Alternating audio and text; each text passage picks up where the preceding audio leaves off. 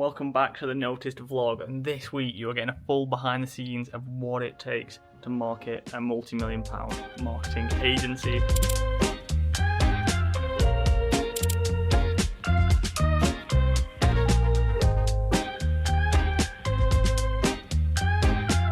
Today is Friday, so we're starting the week past, and I've got a podcast in about 3 minutes, so I'm quickly going to get myself prepped. I've just been taking notes on what I want to talk about. I'm going on the Success Revenue podcast. I'm going to be talking about how we think about LinkedIn campaigns, but also I want to talk about why we're even on the podcast in general, because one thing we're doing more of this year is getting out there in different channels, so doing podcasting, talking to people, speaking on stages. That's all part of our 2026 marketing strategy. I'm doing about 2 podcasts a month right now. Super excited for this. I'll show you some clips from it. I think there's 2 sides to the coin. If you split our roster in half, 50% are not focused on AI at all, and like they're still figuring out ChatGPT. That's the reality of the industry, and that's 50%. And the other 50% are like completely obsessed, and we can't say a word without adding AI in. And I want to give a quick story where we were working with this company. I think they're $100 million plus. We've got offices in 3 different countries, and we had a call, and we usually just talk with their VP of marketing, and their CEO was on it. And we'd interacted with their CEO at some point during the onboarding process, but he wasn't necessarily on the calls regularly. And we were confused why he was on the call at first. And the only thing he said throughout the call, like essentially 99% of what he said, was every time we suggested a new strategy, he said, "How are we using AI in this?" Well, Neil, it has been an incredible podcast. Thank you so much for giving us some of your time. So if you class the podcast pyramid and doing the podcast as the first type of marketing activity we're doing this week, I suppose this vlog is the second, if not the first. And the reason we do this vlog is 2 really simple things. Is one, it allows people to get a feel for like who we are and the people behind the agency. It's funny that when we go to events or awards shows or anything like that, the number one thing people say is, "I've seen the vlog," or "I love the vlog." They don't say, "Oh, I love your graphics now, I love the videos you post on LinkedIn."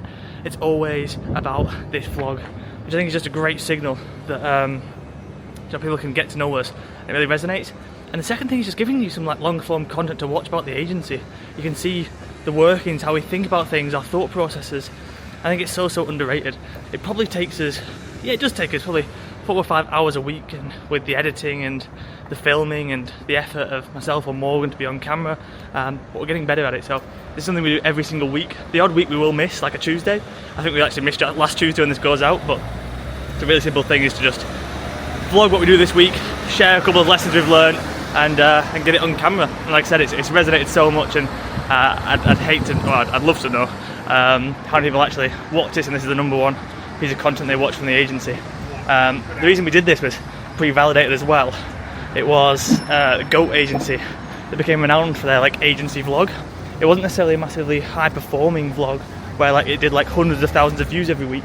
It would only do hundreds or 1,000 views, but it's one of the main reasons GOAT agency got noticed from doing that vlog, and we're on a mission to get noticed ourselves. So we thought we might as well use that pre-validated concept and let's vlog our journey all the way to the top.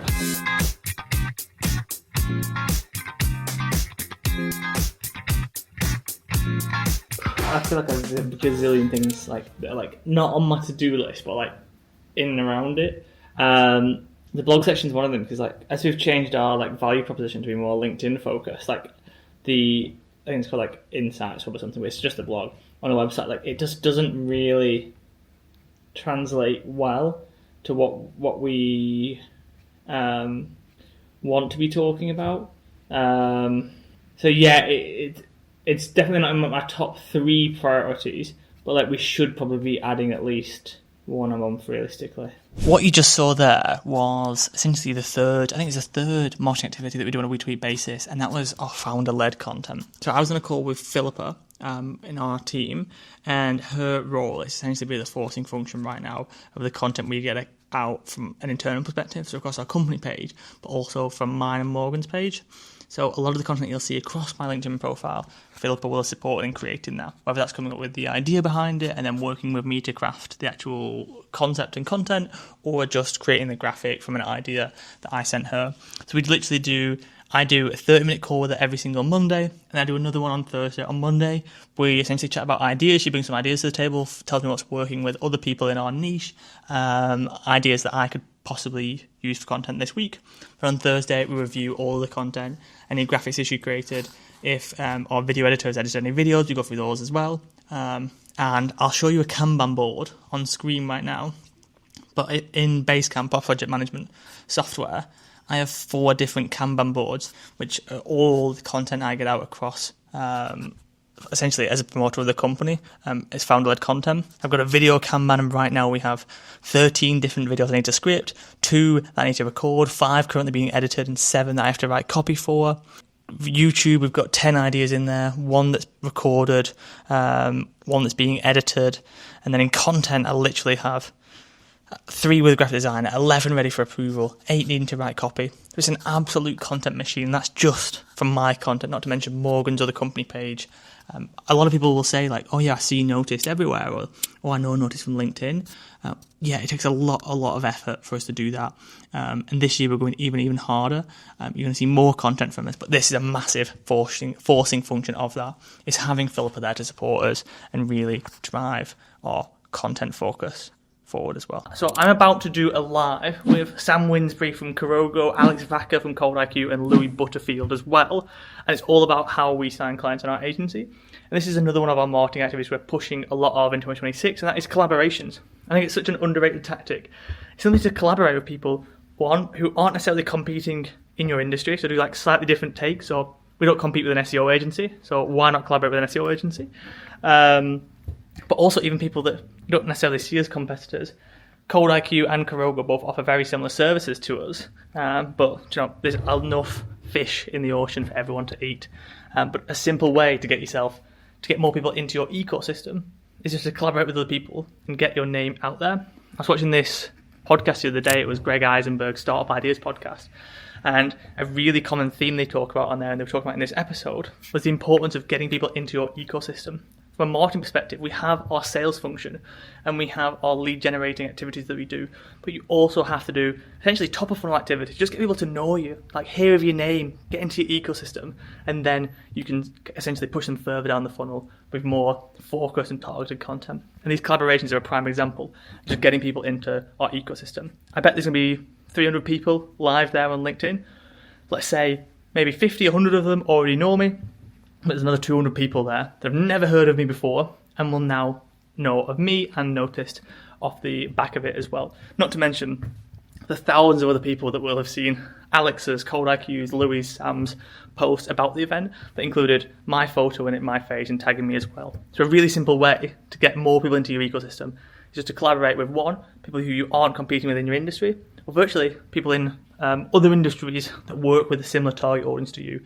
An example for me might be a accountancy. If there was an accountancy who had a lot of followers, it'd make a lot of sense to collaborate with them, do a LinkedIn Live, something like that, and get more of their kind of target audience into our ecosystem, because we have very similar target audiences. Anyway, time for me to do a little bit of prep for this live, make sure I've got some good ideas to share, and then we are going live in 30 minutes. Thanks everybody for coming. If you are in the crowd, drop a little comment in the chat. Let us know where you're watching us from, because we're all over the planet, as we were just discussing before this live. We got Alex in South Africa, I'm in Chiang Mai, and then Sam and Niall are representing UK. So as you come into the room, let us know that you're here, and yeah, we'll get this party started. So boys, usually how I do these things is we'll just go around and do a little intro in case people don't know who we are. And we try to keep it short and sweet. Who you are, what you do, maybe one unexpected thing about you that maybe you haven't shared on LinkedIn as of yet. If there is anything, I know we've all probably overshared on LinkedIn at this point. Does that sound all right? Yeah, let's do it. I think both Alex and Sam do a great job of this as well. It's like when you put out content around your niche, the beautiful thing about it is anyone who engages essentially, it's almost like an intent signal, right? Like if someone engages on a post that Alex has done about clay, like they're obviously curious about clay. If Sam does a post about personal branding, and they engage on it, they're obviously interested in personal branding. So it's the same thing for us. So by talking about content around our niche and essentially just getting those engages, we use them as intent signals, and then we send a simple message again that is like, hi, so you engaged on this post around this topic. Is that something you're chatting about internally? And again, it's like just a really simple conversation starter we start. And there's 2 ways they can go about it. They'll say, no, just enjoying the content. Or the other thing they say is like, yes, we just had an internal meeting about this. And it's like, boom, it quickly pivots to a sales conversation. So while that's not like the most like technical advice, if I was, just getting started on LinkedIn and I didn't have a big content background, the simplest thing I would do is the same thing that kind of has been massive for us over the last 5 years, is just like post content around your niche, like Alex said, stuff that only you can share, the best content you can possibly provide. And then the second thing is just use profile views and engage as intent signals and just send like simple conversation starters. Right, I'm about to show you the last activity, I think, in this marketing thing. And this is a bit of a messy setup I've got today, but it is YouTube we're doing. So you'll see a lot of content on our personal YouTubes now, Ratcliffe and Morgan as well. He does a lot more personal stuff, and I'm doing LinkedIn breakdown. So I've just sat down, messy, I've got a trip can here. We've got the camera set up behind. Oh, my angles are terrible. Lighting, a little script here. And we're in the studio. We've got the backdrop of the office as well, which comes out great. It's actually a really simple little setup there, but the videos come out great from it. So that's the last thing. And I think this is the end of our vlog. Hopefully, one of the lessons you learn, if anything from this, is that you have to do a lot of marketing to be successful nowadays. We are doing so many different things, from video content to LinkedIn to outreach to sales work. There's so much that goes into it. I'd like to think we pack quite a big punch for our size of agency. We're still only a few years into this, and yet a lot of people know the name Notice. And the reason is we spend so much time doing all the marketing I talked about this week. But right, that's it. New vlogs every Tuesday, 8:30 a.m, unless we miss a week. I think we're 2 weeks behind. But yeah, appreciate you watching. Chat to you soon.